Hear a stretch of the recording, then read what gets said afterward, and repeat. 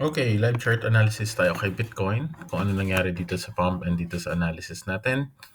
And click natin yung replay button para mag-guide ko kayo throughout the context building process. Alright? So, yan. Organize lang natin yung ating buttons. Okay.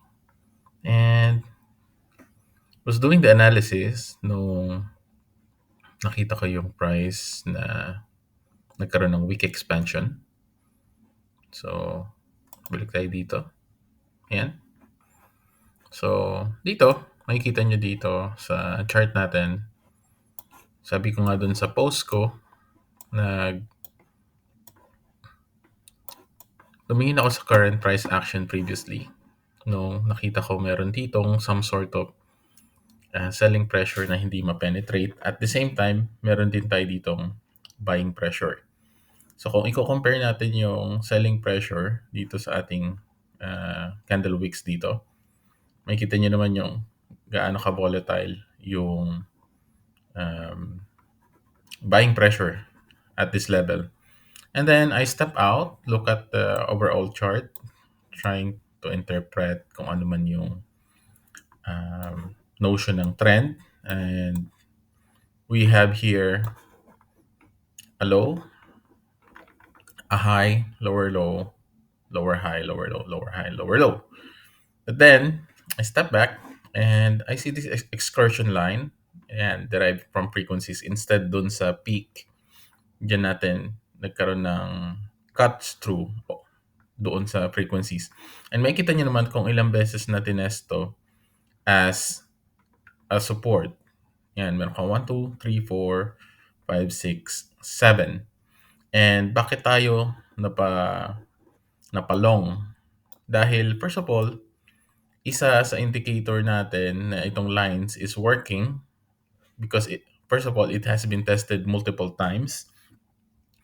And right after nitong sudden drop na to, ma-interpret natin dito kung yung sellers talaga is strong, until this point, they should not be having a problem breaking this excursion line or yung ating slope support line. But then, right after that, itong decisive bearish volatile candle natin, instead na bumulusok siya pababa after ilang few candles, like what it did in the previous price action, makita nyo dito, consolidation, drop, consolidation,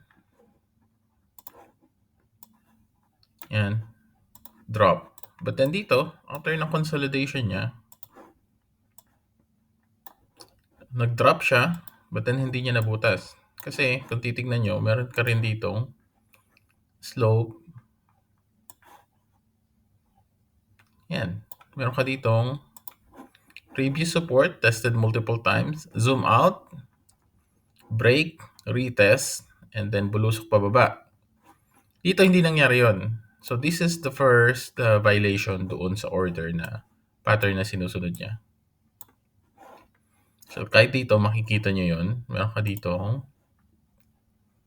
yan. Meron ka dito frequency line, support. Yan. Bulusok pababa. Ay, isa na. Tested multiple times.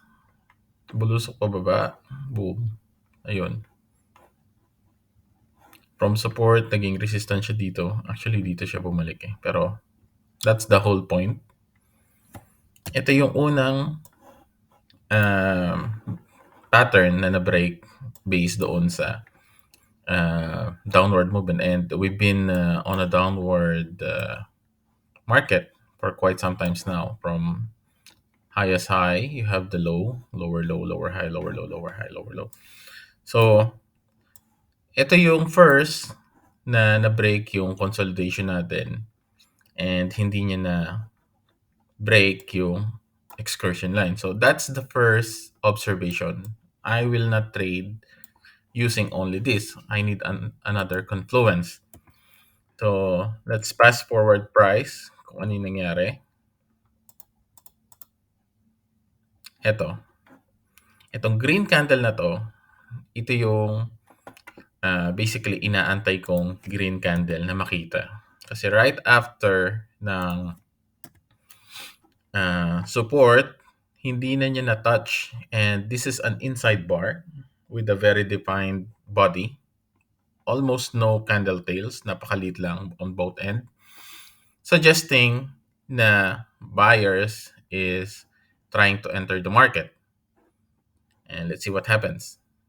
Dito, may kita nyo dito sa next two candles, tinitest niya tong slope frequency line natin as a resistance, from support to resistance. So we need more confirmation to confirm na next time the price will touch this one, it will be a support.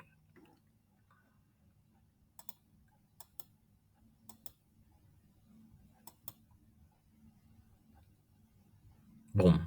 Ito, yung candle na to, yung current candle na to, is yung tinatawag ko na zoom out. So, zoom out, nag-zoom siya doon sa slope resistance line natin, support and resistance line.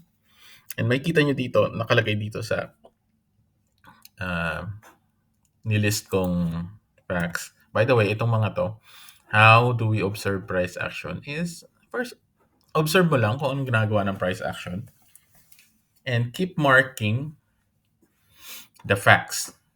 So this is one fact na this is an excursion line derived from frequencies acting as a support. And this is another fact na ito is slope frequency line and support and resistance line as well. So this is another fact. And meron ka ditong precise supply and demand zone. Napaka-narrow lang yan. Ibang-iba compared dun sa frequency sa demand zone na dinodrawing usually na malaki yung area. Dito is na-pinpoint natin kung saan yung pinaka zone, narrowest zone possible. So meron lang ako dyan two candles to identify yung upper and lower limits ng demand zone, which is yung inward frequency line nitong frequencies and yung outward frequency line nitong frequencies. That would make the floor and the ceiling of your demand zone. Similarly sa supply zone kapag nasa taas.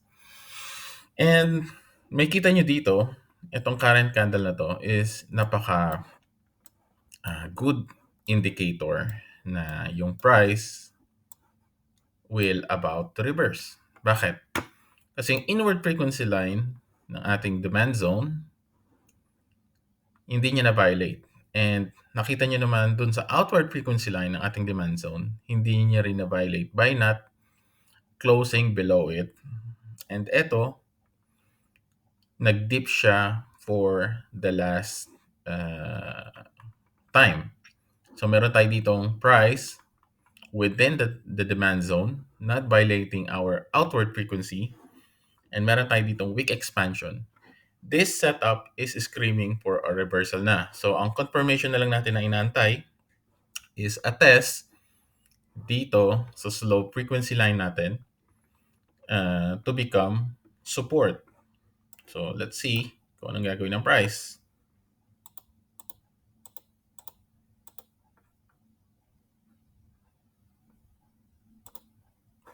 Boom.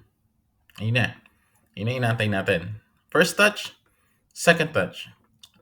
Actually, sa first touch pa lang is more than enough na context to enter the market.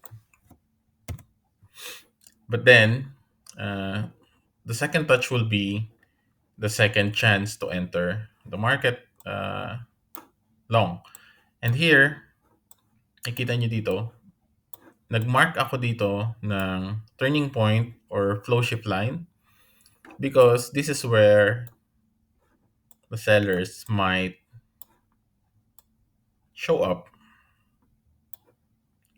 as well as this support and resistance lines. This could become a resistance kung meron tayong sellers na magpapakita dito.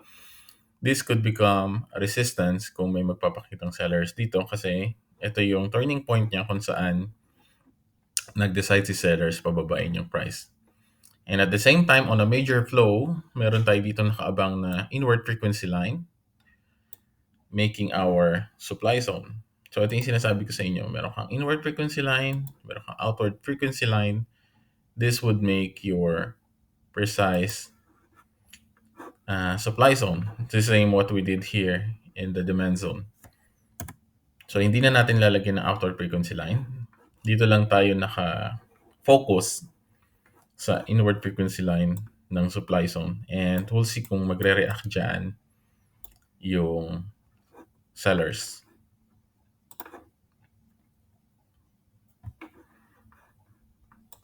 By the way, this is your third chance to enter the market. And makikita nyo naman, hindi dito, ano tawag dito? Hindi pa rin na-violate ang ating support and resistance line. Now, this becomes a really strong support. It's been tested multiple times and the price is refusing to close below it. And now, makikita nyo sa minor flow niya kung i-zoom out nyo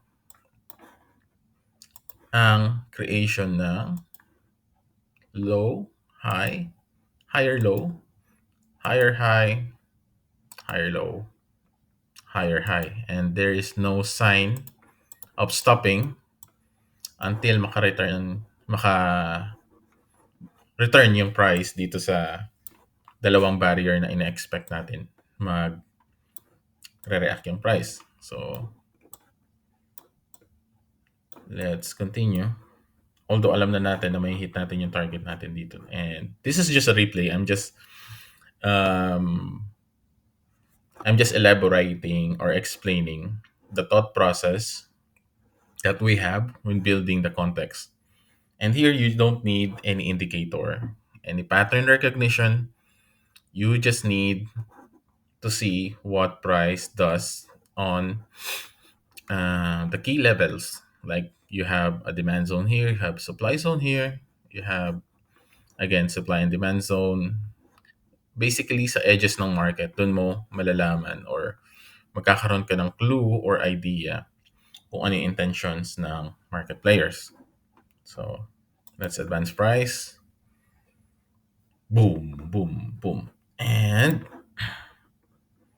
that is it. And makita nyo naman dito sa current price action,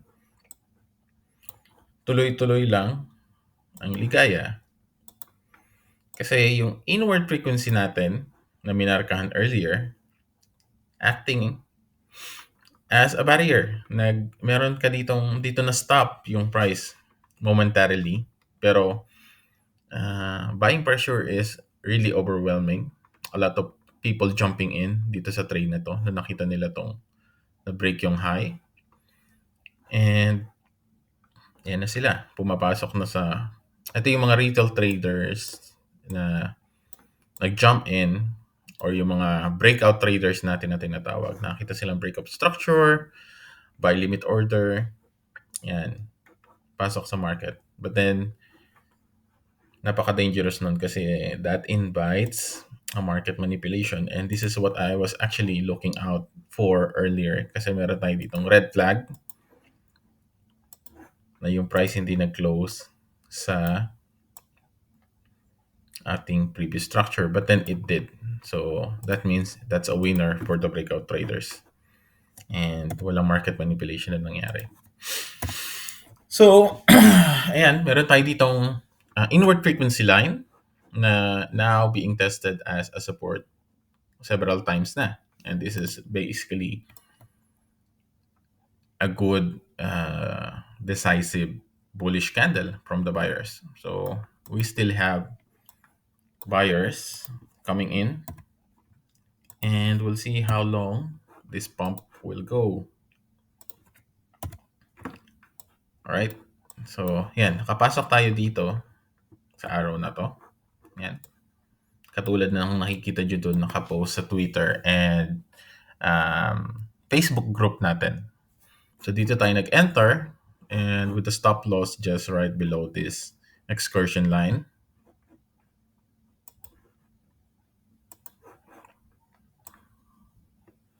Yan.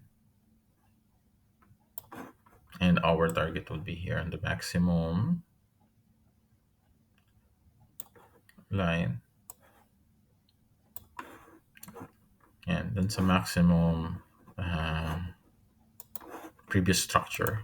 Yan, sa extreme, sa market extreme ng previous structure. And this yields, dito tayo yan, 7 point something yun eh. 1 to 7.5 risk reward ratio. And we'll see what price will do next, kung anong gagawin niya, kung anong gusto niya sa buhay, kung i-retest niya ba ito ulit or bubulusok siya pa ulit. We don't care that much kasi nakuha na natin yung profit natin. And try natin pumasok kung this is indeed the creation of new trend. Hahanap tayo ng continuation pattern kung saan pwede tayo mag-enter kung mag-a-align yung context na yun sa ating line works. And that's it. Sana may natutunan kayo and hopefully makita nyo yung importance ng contextual trading and price action reading compared sa easy setup na tinuturo ng most influencer or nagkalat dyan, indicator dito, indicator dyan. Not only indicator has a lagging element, pero yung mathematical properties mismo ng indicators are flawed kasi technical indicators are used for to measure linear ang tawag dito? Sa nakalimutan ko yung term. It used to measure stationary linear time series, whereas yung trend is non-stationary and non-linear kasi it produce trend. So, kung gagamitin mo yung um, stationary linear formula sa non-stationary non-linear formula, doon pala makikita mo na yung error ng